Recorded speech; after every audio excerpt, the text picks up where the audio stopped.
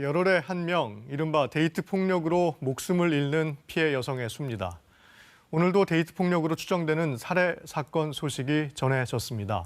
사건이 발생할 때마다 엄벌이 필요하다는 목소리가 나오지만 이 데이트 폭력 줄지 않고 있는데요. 대체 무엇이 문제인지 손정혜 변호사와 함께 조금 더 들여다보겠습니다. 네, 안녕하십니까? 안녕하세요. 자, 어젯밤 한 여성이 숨진 채 발견이 됐는데 헤어진 남자친구의 범행으로 보인다고요? 네, 살인 사건이 발생했고요. 어젯밤 6시쯤 서울의 한 모텔 객실에서 발견이 됐습니다. 네. A 씨는 헤어진 남자친구에 의해서 살해된 것으로 알려지고 있는데 이 헤어진 남자친구는 살해 이후에 몰래 이제 도망 나가서 경기도 양평 근처에서 극단적인 선택을 해서 숨진 채 발견된 상황이고요. 예. 경찰에 따르면 이 남자친구와 헤어지고 나서 지속적인 스토킹 이 이루어졌고 그 끝에 살인을 저질렀다라고 합니다. 자, 그런데 이 데이트 폭력 범죄, 자, 보시는 것처럼 해마다 줄지 않고 있어요.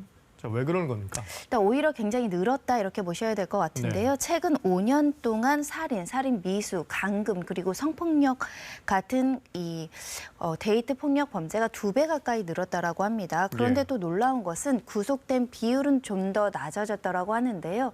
전체 비율 중에 약 4% 남짓 정도가 구속 수사가 이루어졌다라고 한다는 것은 여전히 데이트 폭력과 관련해서 좀 경미하게 바라보는 사회적 시선과 이 형사재판 실무가 있는 거 아니냐라는 목소리가 나올 수밖에 없는 것이고 특히 피해자 보호에 미흡하고 가해자에 대한 조치가 부족하다 보니까 오히려 신고를 꺼리는 경향도 일부 남아있는 것 같습니다.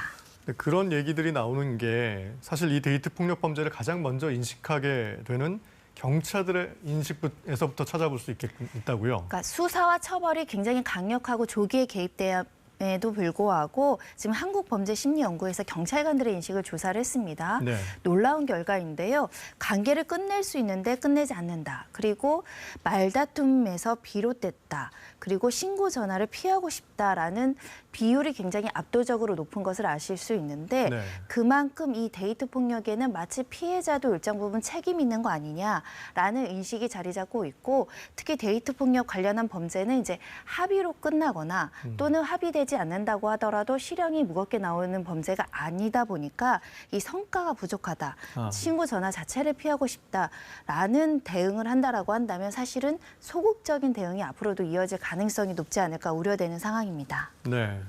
자, 변호사님, 그러면 법은 어떨까요? 현재 데이트 폭력은 어떤 법 적용을 받게 되나요?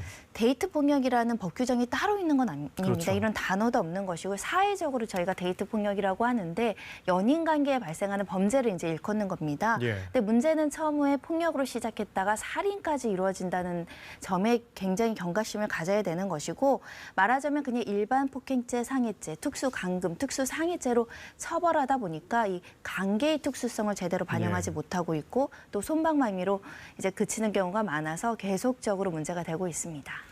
그러니까 어렵사리 신고를 해도 피해자는 보호받지 못하고 가해자와 분리되지도 못하는 거네요.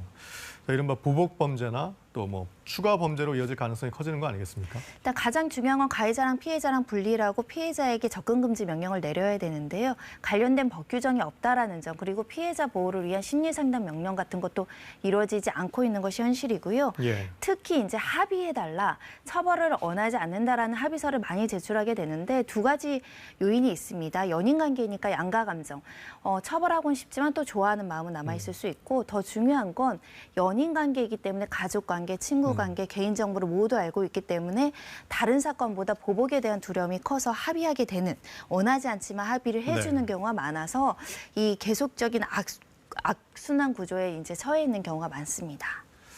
그렇다면 좀 법을 고쳐야 되는 것 아닌가요? 그런 시도도 있었던 것 같은데요. 여러 차례 여러 국회의원들께서 이제 국회 개정안도 이제 발의를 하고 하지만 임기로 폐기되기도 하고 많은 관심을 갖지 못해서 이제 예. 이루어지지 않았는데요.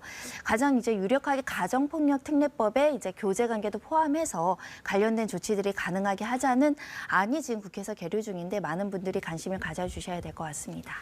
예, 여기서 좀 주목해야 봐야 될 게 일주일 뒤부터는 스토킹 처벌법이 이제 시행이 됩니다. 처음으로 스토킹을 범죄로 이제 규정한 법인데, 자, 앞서 말씀드린 사건의 경우에도 이제 스토킹에서 데이트 폭력으로 시작된 것으로 보이는데 이 법을 통해서 어느 정도 데이트 폭력을 막을 수 있을 것 같기도 한데요. 종전에는 그 스토킹 피해가 있다고 하더라도 적극적으로 신고할 수가 없었죠. 관련된 법률 규정도 없었고 굉장히 미약하게 처벌했기 때문인데 이제는 스토킹이 발생을 하면 그래도 5년 이하의 징역으로 형사처벌할 수 있기 때문에 만약에 데이트 폭력을 당하신다거나 스토킹 피해가 발생하면 조기에 신속하게 신고를 하셔야 되는 것이고요. 증거도 끊임없이 이제 수집을 하려는 노력을 하셔야 됩니다. 이게 네. 처음에는 사랑 싸움이다. 나를 사랑해서 그러는 거다. 라고 생각하지 마시고 이거는 사랑과 다른 폭력의 문제이고 심각한 범죄임을 그 가해자한테도 명확히 주지시켜 주셔야 됩니다. 네, 폭력이라는 걸 좀 주지시켜야 된다고 말씀하셨는데 마지막으로 지금도 데이트 폭력으로 시달리는 피해자가 있으실 것 같은데 그러면 어떻게 대처해야 될지 마지막으로 말씀해 주신다면요. 일단은 어려워하시지 마시고 주변의 법조인 그리고 신고기관에 적극적으로 이제 신고를 하셔야 되고요. 1336 그리고 112에 신고하셔서 지금 당하고 있는 피해에 대해서 적극적으로 알리고 네. 피해자를 보호 조치해달라고 요청을 해야 될 것 같고요. 특히 스토킹 피해를 방지하는 데는 조기에 신고하는 것이 가장 유력합니다. 참지 마시고 도움을 요청하셔야 될 것 같습니다.